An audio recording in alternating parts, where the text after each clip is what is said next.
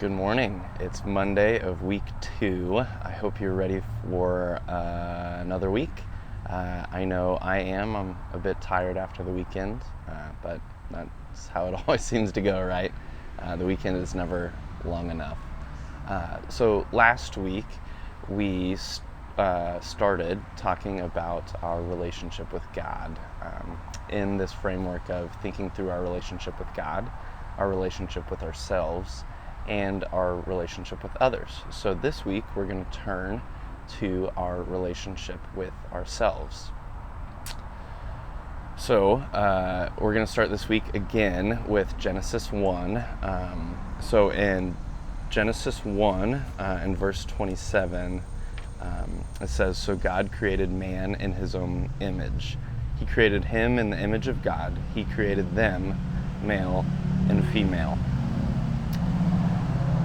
So this is where we get the phrase that humans are image bearers, or we're made in the image of God. So then it begs the question, so if we're image bearers, what are we supposed to do with that? An image bearer is someone who represents someone else.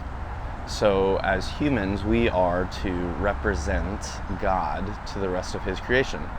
Nothing else in all of God's creation is called image bearers. He didn't say, "Let me make the world in my image," but he said, "Let me make man, male and female, in my image."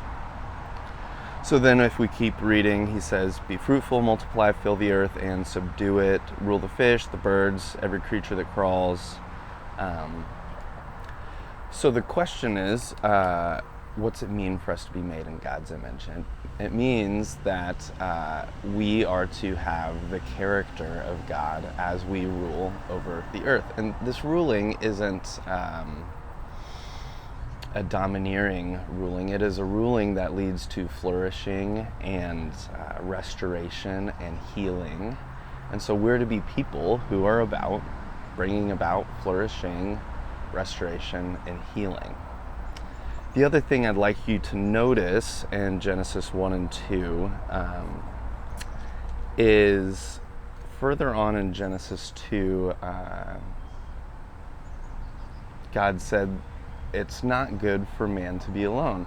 I'll make a helper corresponding to him." And then they go through every animal and every bird, but there was no suitable helper found for Adam.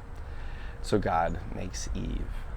So in there, I want you to see that we have 3 dependent relationships here on earth. We have our relationship with God that we're dependent on. He created us, so of course we're dependent on him.